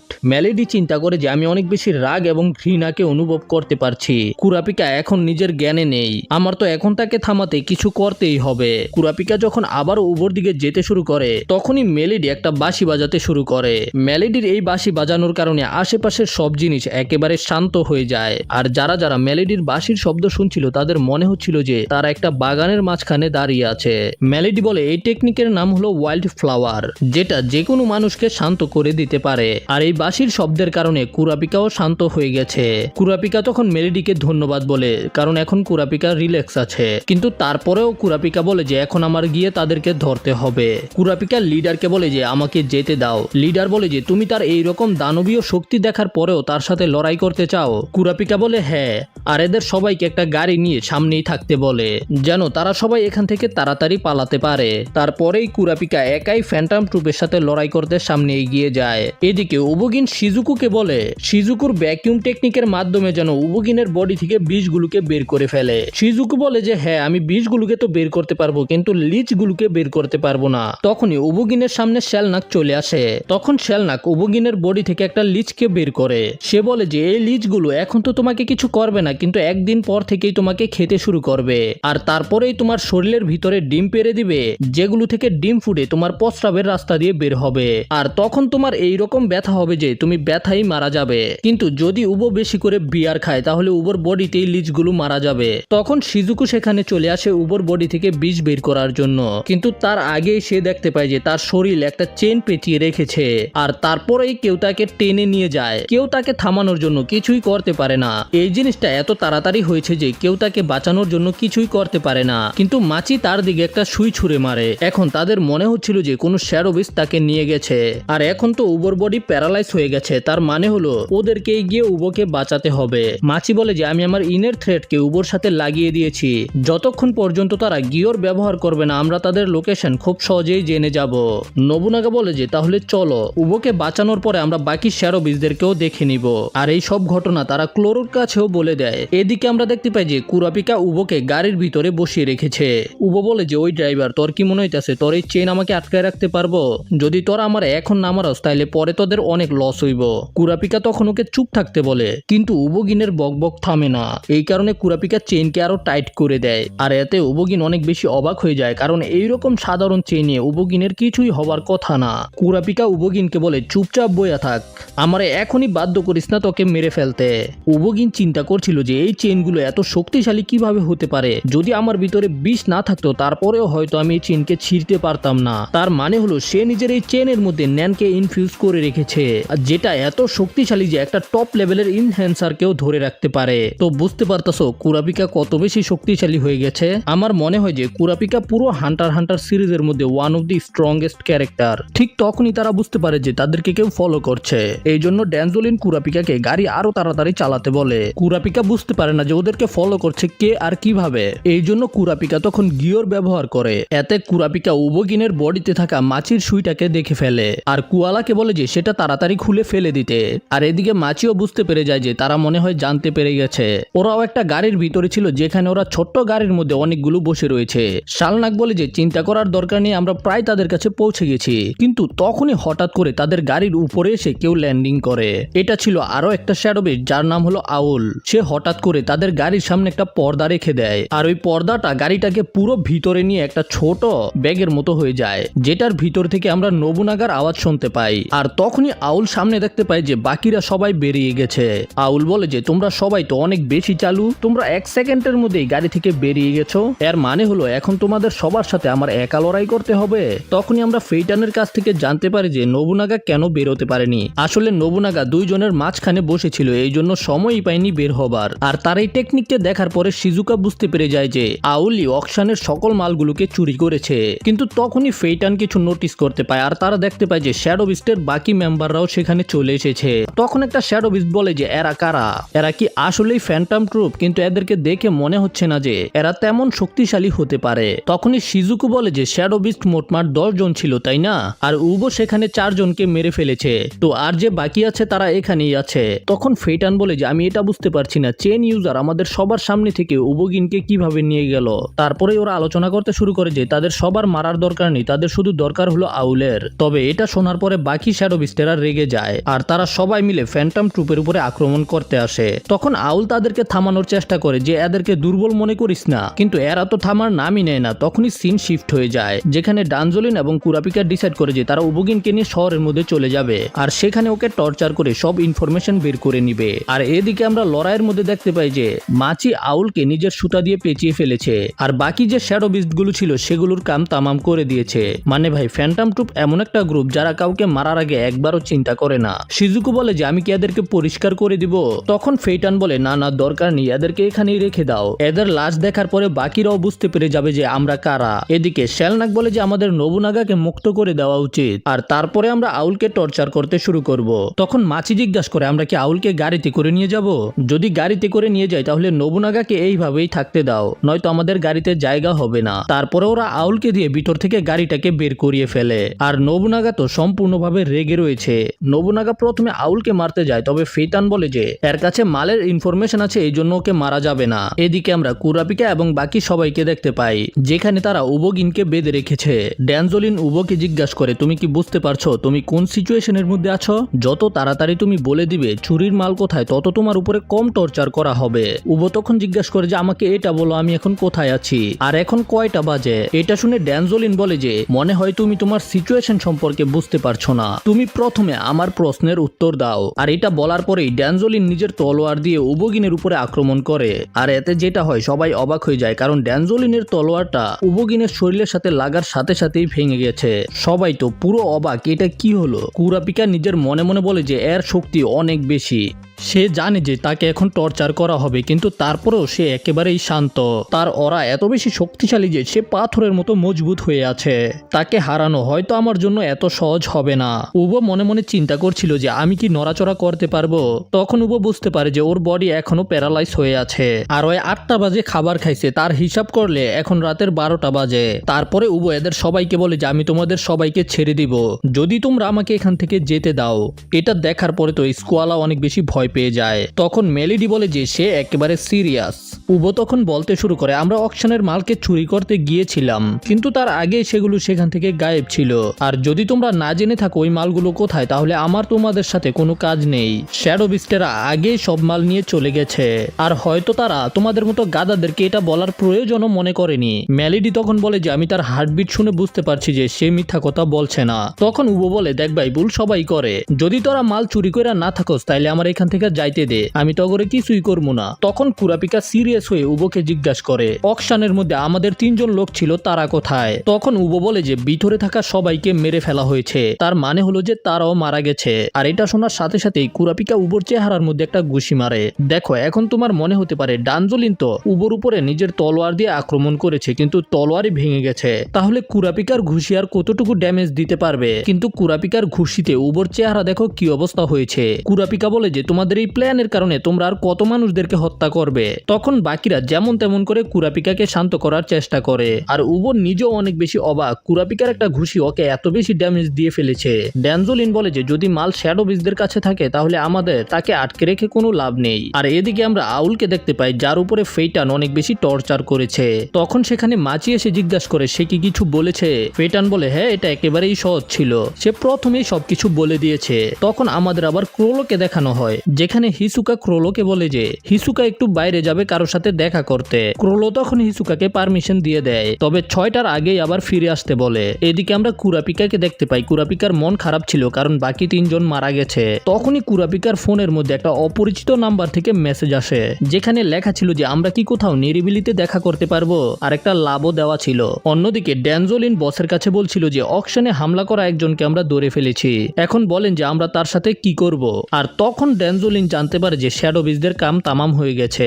এটা শোনার পরে তো ড্যানজোলিনের বুকটা ফাইটটা যায়। তখন ওই লোকটা ড্যানজোলিনকে জিজ্ঞাসা করে যে তোমরা এখন কোথায় আছো, আমরা সেখানে একটা স্পেশাল লোককে নিয়ে আসছি। আর এদিকে আমরা দেখতে পাই যে যে ড্যানজোলিনের সাথে কথা বলছিল তাকে আসলে শেলনার কন্ট্রোল করে রেখেছে। এদিকে ড্যানজোলিন সবাইকে বলে দেয় মাফিয়ারা খুব শীঘ্রই এখানে চলে আসবে, এই জন্য এখন তোমরা গিয়ে বিশ্রাম করতে পারো। এদিকে আমরা কুরাপিকাকে দেখতে পাই, কুরাপিকাকে যে মেসেজ পাঠিয়েছিল সেটা হলো হিসুকা। কুরাপিকার মনে হয় যে হিসুকা এখানে ওর সাথে লড়াই করার জন্য এসেছে, কিন্তু হিসুকা বলে তুমি চিন্তা করো না, আমি তোমার সাথে লড়াই করব না, আমি এখন অন্য কারোর সাথে লড়াই করতে বেশি আগ্রহী। তখন হিসুকা ফ্যান্টম ট্রুপ সম্পর্কে বলতে শুরু করে, যেটার মধ্যে মোটমাট 13 জন মেম্বার রয়েছে, আর প্রতিটা মেম্বারের পিঠের ট্যাটুর মধ্যে একটা করে নাম্বার থাকে। আর এই গ্রুপের আসল লক্ষ্য হলো যে লোকেদের মার্ডার করা এবং চুরি করা। আর প্রায় 2 বছর আগে আমি 4 নাম্বারের জায়গা নিয়ে নিয়েছিলাম। তখন কুরাপিকা বলে যে হ্যাঁ আমি এগুলো বুঝতে পেরেছি, কিন্তু তোমার লক্ষ্য কি? তখন হিসুকা নিজের আসল কারণ বলে। হিসুকা আসলে বসের সাথে লড়াই করতে চায়, কারণ হলো ফ্যান্টম ট্রুপের বস অনেক বেশি শক্তিশালী। কুরাপিকা বলে তার মানে হলো তুমি নিজের শক্তিকে পরীক্ষা করতে চাও। হিসুকা বলে যে হ্যাঁ তুমি এটা বলতে পারো, যখনই আমি তার সাথে লড়াই করার চিন্তা করি তখনই আমার অর্গাজম হতে শুরু করে, আর তখন আমি অনেক বেশি মজা পাই। হিসুকা বলে যে কিন্তু সমস্যা হলো যে আমি কোনো সুযোগ পাইতাছি না লড়াই করার জন্য, সবসময় তার সাথে 2 জন ফ্যান্টম ট্রুপের মেম্বার থাকে, আর কাজ শেষ হওয়ার সাথে সাথেই সে বাতাসের মধ্যে গায়েব হয়ে যায়, আর তাকে খুঁজে বের করা একেবারে ইম্পসিবল। আর আমি তোমার সাথে যে কথাটা বলতে এসেছি সেটাতে আমাদের 2 জনেরই লাভ হবে। কুরাপিকা জিজ্ঞাসা করে তুমি কি বলতে চাও? হিসুকা বলে আমি ফ্যান্টম ট্রুপের মেম্বারদের এবিলিটি সম্পর্কে তোমাকে বলতে পারবো, আর তাদের মধ্যে থেকে 7 জনের এবিলিটি সম্পর্কে আমি খুব ভালোভাবে জানি, তো তোমার কি মতামত, আমরা কি একসাথে কাজ করতে পারবো? তখনই আমরা ড্যানজোলিনকে দেখতে পাই, ওর সাথে দেখা করতে কিছু লোক আসে, যারা ড্যানজোলিনকে জিজ্ঞাসা করে তোমরা তাকে মেরে ফেলেছো নাকি? ড্যানজোলিন বলে এখনো মারিনি, এই রুমের মধ্যেই আছে। আর ড্যানজোলিন যখন তাদেরকে উবোগিনের কাছে নিয়ে আসে তখনই তাদের মধ্যে থেকে একজন ড্যানজোলিনকে মেরে ফেলে। আসলে এরা সবাই ফ্যান্টম ট্রুপের মেম্বার। তারপরে শিজুকু নিজের ভ্যাকিউম ক্লিনার দিয়ে উবোগিনের ভিতর থেকে সবগুলো বিষকে বের করে ফেলে, আর সব বিষ বের হওয়ার সাথে সাথে উবোগিন সবকিছু ভেঙে উঠে যায়। ওকে স্টিল দিয়ে বেঁধে রাখা হয়েছিল, সেগুলোকে এমন ভাবে ছিঁড়ে উঠে যায় যেন এগুলো পেপার। আর উঠার সাথে সাথেই অনেক জোরে একটা চিল্লান দেয়, আর বলে যে আমি ওই চেন ইউজারকে ছাড়বো না। আর এই চিৎকার শোনার সাথে সাথে মেলেডি বাকিদেরকে বলে যত তাড়াতাড়ি সম্ভব এখান থেকে পালাও। তখনই উবো দেওয়াল ভেঙে সেখানে চলে আসে, কিন্তু তার আগেই মেলেডি এবং বাকিরা সেখান থেকে পালিয়ে যায়। তখন বাকিরা বলে যে চলো কাজ হয়ে গেছে, এখন আমাদের এখান থেকে চলে যেতে হবে। কিন্তু উবো বলে বসকে বলে দিও যতক্ষণ পর্যন্ত আমি প্রতিশোধ না নিতে পারছি আমি ফিরে যাব না। আমরা দেখতে পাচ্ছি যে উবোগিন অনেক বেশি রেগে রয়েছে, আর ওর এই রাগই ওর মৃত্যুর কারণ হবে। যাই হোক, এখন উবোগিন চেন ইউজার মানে কুরাপিকার সাথে লড়াই করতে চায়। তখনই আমাদের কুরাপিকাকে দেখানো হয়, কুরাপিকা এখনো হিসুকার সাথে কথা বলছিল। আর ঠিক ওই সময় মেলেডি কুরাপিকাকে কল করে। মেলেডি কুরাপিকাকে বলে যে আমরা যে লোকটাকে ধরেছিলাম সে পালিয়ে গেছে। কুরাপিকা জিজ্ঞাসা করে যে ড্যানজোলিন কোথায়? তখন মেলেডি বলে যে আমরা তার সাথে কোনো যোগাযোগ করতে পারছি না। ফ্যান্টম ট্রুপের কিছু মেম্বাররা মাফিয়াদের ব্যাচ ধরে সেখানে এসেছিল, আর আমরা এখন প্ল্যান বি এর দিকে যাচ্ছি, তুমিও তাড়াতাড়ি সেখানে চলে আসো। আর ফোন রাখার পরে কুরাপিকা হিসুকাকে একটা প্রশ্ন করে। কুরাপিকা হিসুকাকে জিজ্ঞাসা করে যে তুমি কি জানো স্কারলেট আইয়ের কি হয়েছে? তখন হিসুকা বলে যে আমাকে ক্ষমা করবে, কারণ আমার জয়েন হওয়ার অনেক আগে ওই ঘটনাগুলো ঘটেছে, আর বস জিনিসগুলোকে নিজের কাছে কিছুদিন রাখার পরেই বিক্রি করে দেয়, আর হয়তো স্কারলেট আইয়ের সাথে ঠিক এটাই হয়েছে। হিসুকা বলে যে আমি এতটুকুই জানি, কিন্তু তুমি একটা কথা মনে রাখবে, আমরা একসাথে কাজ করব এটা মানে না যে আমরা 2 জন একসাথে মিলে তার সাথে লড়াই করব। আমরা শুধু একজন আরেকজনকে ইনফরমেশন দিয়ে সাহায্য করব। তো তোমার কি মত, তুমি কি আমার সাথে একসাথে মিলে কাজ করবে? তবে কুরাপিকা কোনো জবাব না দিয়ে সেখান থেকে যেতে শুরু করে। আর কুরাপিকা যাওয়ার সময় হিসুকাকে বলে যে আমরা ঠিক এই টাইমে কালকে আবার দেখা করব। করব। তারপরে আমাদের হোটেলের সিন দেখানো হয়, যেখানে তারা আলোচনা করছিল যে ডানজলিন হয়তো এখন পর্যন্ত মারা গেছে। তখন মেলেডি বলে যে এটা আমাদেরকে বড় বসকে ইনফর্ম করতে হবে, কিন্তু ওরা তো বস হিসাবে শুধু নিয়নকেই চিনে, এর বেশি কাউকে জানে না। কুয়ালা বলে যে আমাদের এখানে যে ভাড়া করেছে সে অন্য কেউ ছিল, যার নাম হলো লাইট নস্টেড, নিয়নের বাবা, যে আমাদেরকে সকল অর্ডার দেয়। আর ড্যানজলিন তো শুধু তার কর্মচারী ছিল। কুরাপিকা তখন বলে যে আমাদের কাছে অন্য কোনো রাস্তা নেই, আমাদের এখনই তার কাছে গিয়ে সবকিছু বলতে হবে। তখন আমাদের নিয়নকে দেখানো হয় যে ঘুমিয়েছিল। তখন কুরাপিকা সেখানে এসে নিয়নকে ডেকে তোলে। নিয়ন জিজ্ঞাসা করে যে এখন কয়টা বাজে। কুরাপিকা জবাব দেয় যে 2টা বাজে। নিয়ন তখন অকশনের কথা জিজ্ঞাসা করলে কুরাপিকা বলে যে অকশন ক্যান্সেল হয়ে গেছে, আর তার সাথে সাথে বেস, ডাফলিঙ্গ এবং তাচিনো সেখানে মারা গেছে, কারণ ওই অকশনের মধ্যে কিছু ডাকাতেরা হামলা করেছিল। আর এখন আমরা ড্যানজলিনের সাথেও যোগাযোগ করতে পারছি না, তাই আমাদের মনে হচ্ছে যে ড্যানজলিনও মারা গেছে। তবে তখন নিয়ন জিজ্ঞাসা করে ওই মামির কি হয়েছে, সেটা কি চুরি হয়ে গেছে? আর এটা শুনে ওরা সবাই অবাক হয়ে যায়। চিন্তা করো, 3 জন বডিগার্ড মারা গেছে, তার সাথে সাথে ড্যানজলিন মারা গেছে, যে এই মেয়েটার সবসময় খেয়াল রাখতো, কিন্তু তার মারা যাওয়ার চিন্তাও নাই, যে এই মেয়েটার সবসময় খেয়াল রাখতো। সে মারা যাওয়ার পরেও এই মেয়েটার কোনো দুঃখ নাই, তার চিন্তা হইতাছে ওই মমির। তখন কুরাপিকা বলে যে অকশনের মাল সুরক্ষিত আছে, মাফিয়ারা সঠিক টাইমে সেগুলোকে লুকিয়ে ফেলেছে। যেটা শুনে এই মেয়েটা খুশি হয়ে যায়। আমার এখন আর তার নাম উচ্চারণ করতে মনে চাইতেছে না। সে তো কুরাপিকাকে আবার জিজ্ঞাসা করে যে অকশন আবার কবে স্টার্ট হবে। তবে কুরাপিকা বলে যে আমি এই সম্পর্কে কিছুই জানি না। তখন কুরাপিকা নিয়নের কাছ থেকে ওর বাবার নাম্বার চায়, আর এতে নিয়ন কুরাপিকাকে নিজের মোবাইল দিয়ে দেয়। আর কুরাপিকা মোবাইলটাকে স্কোয়ালার কাছে দেয় তার সাথে কথা বলার জন্য, কিন্তু তখন স্কোয়ালা একটু আনকমফোর্টেবল হয়ে যায় যে আমি কিভাবে কথা বলবো। কুরাপিকা বলে যে তুমিই হলে আমাদের মধ্যে সবচেয়ে সিনিয়র, এই জন্য তোমারই কথা বলতে হবে। তখন মেলেডি কুরাপিকাকে বলে যে কুরাপিকার নিজের কথা বলার জন্য, কারণ কুরাপিকার মধ্যে তাদের সবার থেকে বেশি লিডারের স্কিল রয়েছে। যাই হোক, তারপরে কুরাপিকারই কল করতে হয়। কুরাপিকা বলে যে ঠিক আছে, আমি বুঝতে পেরেছি, আমার এখন একটা লিডারের মতো তার সাথে কথা বলতে হবে, আর আমি এটা ততক্ষণ পর্যন্তই করব যতক্ষণ পর্যন্ত জানা না যাবে ড্যানজলিনের সাথে আসলে কি হয়েছে। কিন্তু কুরাপিকা নিজের মনে মনে চিন্তা করে আমি জানতাম না যে আমি এত তাড়াতাড়ি সুযোগ পেয়ে যাব। তখন কুরাপিকা নিয়নকে বলে যে তুমি প্রথমে তাকে কল করো এবং আমার সম্পর্কে বলো। তারপরে আমরা নিয়নের বাবাকে দেখতে পাই, যে জিজ্ঞাসা করে যে এটা কি সত্যি যে ড্যানজলিন মারা গেছে। কিন্তু ড্যানজলিন তো একটা ন্যান ইউজার ছিল, যার উপরে 10টা গুলি করার পরেও কিছুই হয় না। কুরাপিকা বলে যে হ্যাঁ আপনি সত্যি বলেছেন, কিন্তু তাকে যারা মেরেছে তাদেরকে বলা হয় ফ্যান্টম ট্রুপ। যেটা শোনার পরে মিস্টার নস্টেড অনেক বেশি ভয় পেয়ে যায়। তখন কুরাপিকা মিস্টার নস্টেডকে জিজ্ঞাসা করে আপনি কি আমাদেরকে বলতে পারবেন এখন আমাদের কি করতে হবে? তখন মিস্টার নস্টেডই কুরাপিকাকে জিজ্ঞাসা করে যে তোমার মতে আমাদের কি করা উচিত? এতে কুরাপিকা বলে যে আপনার মেয়েকে সবার প্রথমে ইয়র্ক নিউ সিটি থেকে কোনো সুরক্ষিত জায়গায় নিয়ে যাওয়া উচিত, কারণ যদি আবার হামলা হয় হয়তো আমরা তাকে বাঁচাতে পারবো না। মিস্টার নস্টেড তখন কুরাপিকাকে বলে কিন্তু আমার মেয়েরও কিছু ইচ্ছা রয়েছে, আমি সবার আগে তার ইচ্ছার কথাই শুনবো, এখন তুমি কি চাও সেটা বলো। তখন কুরাপিকা বলে এখন আমার সবার প্রথম প্রায়োরিটি হলো তাকে সুরক্ষা করা। এতে মিস্টার নস্টেড রাজি হয়ে যায় আর কুরাপিকাকে নেক্সট লিডার বানিয়ে দেয়। আর সে কুরাপিকাকে প্রথম অর্ডার দেয় তার আসা পর্যন্ত নিয়নের খেয়াল রাখতে। কুরাপিকা বলে হ্যাঁ আমি বুঝতে পেরেছি, আর নিয়নকে বলে যে তুমি চিন্তা করো না, তোমার বাবা খুব তাড়াতাড়ি চলে আসবে। এতে নিয়ন এক্সাইটেড হয়ে যায়, তার মানে হলো যে আমি শপিং করতে যেতে পারবো। তবে কুরাপিকার সাথে সাথে নিষেধ করে দেয় তুমি কোথাও যেতে পারবে না, আর কুয়ালাকে বলে যে রুমের মধ্যে নিয়নের সাথেই থাকার জন্য। তখন সিন শিফট হয় আর আমরা উবোগিন এবং শালনাককে দেখতে পাই, যারা একটা লোকের বাড়িতে ঢুকে ওই লোকটাকে মেরে ফেলেছে। আর উবোগিন তার ফ্রিজে থাকা বিয়ারগুলোকে খাচ্ছিল। আমরা দেখতে পাই যে শালনাক হান্টার ওয়েবসাইটের মধ্যে ঢুকে ইনফরমেশন বের করছে।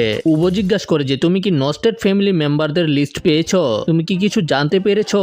আর শালনাক সেখান থেকে নস্টেড ফ্যামিলির যত প্রপার্টি আছে সেগুলোর ইনফরমেশন পেয়ে যায়, আর এগুলো থেকেই তারা বুঝতে পেরে যায় যে এখন কুরাপিকাকে কোথায় পাওয়া যেতে পারে। আর এই ইনফরমেশন পাওয়ার পরে উবো শালনাককে কিস করে দেয়। শালনাক বলে যে গাদা এটা কি করতাছো, আমি একটা ছেলে।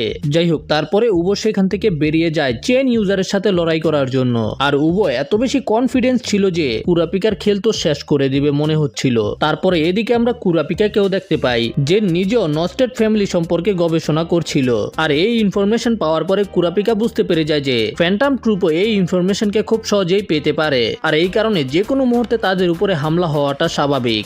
আর এইগুলো দেখার পরে আমরা এটাও বুঝতে পেরে যাই যে কুরাপিকা অনেক বেশি ইন্টেলিজেন্ট। কুরাপিকার সাথে সাথে বলে যে আমাদের উপরে অনেক বড় বিপদ ঘুরতেছে, আমাদের তাড়াতাড়ি বসকে কোনো সুরক্ষিত জায়গায় নিয়ে যেতে হবে, যেটা সম্পর্কে বাকিরা কেউ জানতে পারবে না। মানে কুরাপিকার প্ল্যান হলো তারা এই হোটেলের মধ্যে অন্য একটা নাম দিয়ে ফেক রেজিস্টার করে অন্য রুমে চলে যাবে, আর তারপরে এই কুরাপিকা কোয়ালা এবং মেলেডিকে এগুলো ব্যবস্থা করার কথা বলে সেখান থেকে চলে আসে।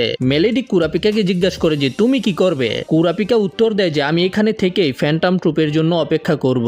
অন্যদিকে আমরা উবোকে দেখতে পাই যে নস্টেড ফ্যামিলির কিছু গার্ডদেরকে মারছিল, আর উবোগিন তাদেরকে পিটিয়ে বাকি সকল ইনফরমেশন বের করে ফেলে যে এখন তারা এক্স্যাক্টলি কোথায় আছে, আর ইনফরমেশন দেওয়ার পরেও উভয় লোকটাকে মেরে ফেলে। সিন শিফট হয়, তখন আমরা গোন, কিলোয়া এবং লিওরিওকে দেখতে পাই। লিওরিও বলে যে আমাদের কাছে এখন মোটামুটি 8 মিলিয়ন আছে, আর এখনো আমাদের প্রায় 8 বিলিয়নের দরকার। এতগুলো টাকা আমরা আনমু কই থেকে? ওরা বুঝতে পেরে গেছে যে এত টাকা কামাইতে ওদের অবস্থা খারাপ হয়ে যাবে। তখন লিওরিও নিজের আসল প্ল্যান সম্পর্কে বলে। আসলে লিওরিও চেয়েছে যেন যত বেশি সম্ভব মানুষ গোনের সাথে পাঞ্জা লড়াই করতে আসে, এখানে যত বেশি লোক আসবে ওদের তত বেশি লাভ হবে। পাঞ্জা লড়াই করার খেলা তো শুধু একটা জাল ছিল যাতে ওরা বড় বড় লোকেদের আকর্ষণ নিতে পারে। তখন গোন এবং কিলোয়া লিওরিওর কোনো কথাই বুঝতে পারে না, আর তারপরে আমরা ওদেরকে আবারও পাঞ্জা খেলা খেলতে দেখতে পাই। কিন্তু আজকে ওদের সাথে লড়াই করতে বেশি মানুষ আসছিল না। তবে তখন সেখানে বীরের মাঝখান থেকে সুটবুট পরে 2টা লোক আসে। তখন লিওরিও ওদেরকে জিজ্ঞাসা করে আপনারা কি খেলতে চান নাকি। তখন সেখানে থাকা 22টা লোকটা বলে যে আমি জানি আমার লোক তোমার এই ছোট ছেলের সাথে পাঞ্জা খেলে জিততে পারবে না, এই জন্য তোমরা কি আসলেই অনেক টাকা কামাতে চাও। তখন লিওরিও ওদেরকে জিজ্ঞাসা করে যে আপনি কি বলতে চান। ওই লোকটা বলে যে আমি জানি তোমরা টাকা কামাতে চাও, আর যদি তোমরা আমার সাথে কাজ করো তাহলে এখন যা কামাচ্ছ তার থেকে 100 গুণ বেশি কামাইতে পারবা। আর তারপরেই ওই লোকটা ওদের 3 জনকে একটা আন্ডারগ্রাউন্ড ফাইটিং রিং এর মধ্যে নিয়ে যায়, যেখানে আসলে অনেক টাকার বদলে পাঞ্জা খেলা হয়। যেটা শোনার পরে লিওরিও অনেক খুশি হয়ে যায়। তবে লোকটা বলে যে তোমরা যা জিতবে সেটার 50% আমাকে দিতে হবে। তখন লিওরিও বলে যে এটা তো অনেক বেশি হয়ে গেল। তবে লোকটা বলে যে আমাকে ছাড়া তোমরা এখানে রেজিস্ট্রেশনই করতে পারবে না, কিন্তু তারপরেও এটা ওদের জন্য সুবর্ণ সুযোগ অনেক টাকা কামানোর জন্য। তখনই স্টেজে থাকা হোস্টটা বলে যে কে লড়াই করতে চায় এর সাথে, আর 22টা লোকটা তখন গোনকে সামনে নিয়ে আসে। তখনই হঠাৎ করে একটা আজব দেখতে লোক স্টেজের মধ্যে এন্ট্রি মারে, আর সে বলে যে আজকের পাঞ্জা খেলা শেষ হয়ে গেছে আর এখন কিছু কন্ডিশনাল অকশন হবে। লিওরিও লোকটাকে জিজ্ঞাসা করে যে খেলা হঠাৎ করে বন্ধ হয়ে গেল কেন, আর এদিকে ওই আজব লোকটা বলছিল এই অকশনকে জিততে হলে খেলতে হবে হাইড এন্ড সিক। আর তারপরেই সেখানে থাকা লোকেদেরকে কিছু পোস্টার দেওয়া হয় যেগুলোর মধ্যে আসলে ফ্যান্টম ট্রুপের মেম্বারদের ছবি ছিল। ওদেরকে বলা হয় যে এই 7 জন লোক হলো তাদের টার্গেট। আর তখনই গুন সেখানে শিজুকুর ছবি দেখতে পায়। লিওরিও বলে যে এই মেয়েটা তো ওই মেয়েটাই না যে তোমার সাথে পাঞ্জা লড়াই করতে এসেছিল। যাই হোক ওই আজব লোকটা বলে যে যদি তোমরা একজনকে ধরে আনতে পারো তাহলে তোমাদেরকে 2 বিলিয়ন জেনি করে দেওয়া হবে। লিওরিও বলে যে যদি আমরা সবাইকে ধরে ফেলি তাহলে 14 বিলিয়ন পাবো। কিন্তু আমরা কিলোয়ার চেহারাতে সিরিয়াসনেস দেখতে পাই। কিলোয়ার মনে হচ্ছিল যে এটার মধ্যে শিওর কোনো ঘাপলা আছে। যাই হোক লিওরিও এক্সাইটেড ছিল ওদেরকে ধরার জন্য। তবে কিলোয়া বলে যে চিন্তা করো না, আমরা তাদেরকে ধরতে পারবো না, কারণ মাফিয়া তাদেরকে ধরতে পারেনি, আমরা এখানে কি করব। আর এটা কোনো কন্ডিশনাল অকশন ছিল না, এটাতে সবাইকে লোভ দেখানো হয়েছে। মাফিয়ারা নিজেরাই বলছে যে তারা নিজেদের টার্গেটকে ধরতে পারেনি। লিওরিও বলে যে হ্যাঁ তোমার কথায় যুক্তি আছে, মনে হয় এরা তাদেরকে ধরার জন্য যে কোনো কিছু করতে পারে। কিলোয়া বলে যে আমি শুনেছি কালকে আন্ডারগ্রাউন্ড অকশনের মধ্যেও হামলা হয়েছিল, আর এরপরেই লিওরিও বুঝতে পারে যে এই জন্য এদেরকে ধরার জন্য এত বেশি পুরস্কার দেওয়া হচ্ছে। কিলোয়া বলে যে মাফিয়াদের এইভাবে বোকা বানানো কোনো সহজ কাজ না, আর এতেই হয়তো তোমরা বুঝতে পারছো যে এই কাজটা কারা করেছে। তখনই লিওরিও এবং কুরাপিকা থেমে যায় আর জিজ্ঞাসা করে যে তুমি কি ফ্যান্টম ট্রুপের কথা বলছো। এতে কুরাপিকা বলে যে হ্যাঁ তুমি ঠিক ধরেছ। তখন গুন জিজ্ঞাসা করে তাহলে কুরাপিকা কি করছে এখন। আর ঠিক তখনই আমরা কুরাপিকাকে দেখতে পাই, যাকে গন এবং কিলোয়া কল দিচ্ছিল, কিন্তু কুরাপিকা ওদের কলকে রিসিভ করছিল না। আর ঠিক তখনই সেখানে দরজা খুলে উবোগিন চলে আসে। উবোগিন বলে যে তুমি এখানে একাই নাকি, আমি তোমাকে অনেক সময় ধরে খুঁজে বেড়াচ্ছি। আর কুরাপিকাকে জিজ্ঞাসা করে যে তুমি কোথায় মরতে চাও এটা বলো, আমি তো তোমার শেষ ইচ্ছা অবশ্যই পূরণ করব। এতে কুরাপিকা বলে যে আমি চাই আমাদের লড়াই কোনো শুনশান জায়গায় হোক, কারণ যখন তুমি মরার সময় চিল্লাবে তখন তোমাকে সাহায্য করতে কেউ আসতে পারবে না। আর কুরাপিকার এই কথা শোনার পরে উবোগিন আরো বেশি রেগে যায়। আর এর সাথেই আমরা আজকের পার্টটাকে এখানেই শেষ করব। আর পরের সিনে আমরা কুরাপিকা ভার্সেস উবোগিনের একটা কঠিন লড়াই দেখতে পারবো। এই জন্য যদি ভিডিও ভালো লেগে থাকে তাহলে লাইক করো, আর চ্যানেলে নতুন হলে সাবস্ক্রাইব করে বেল আইকন অন করে দাও। দেখা হবে পরের ভিডিওতে, সেই পর্যন্ত টাটা বাই বাই।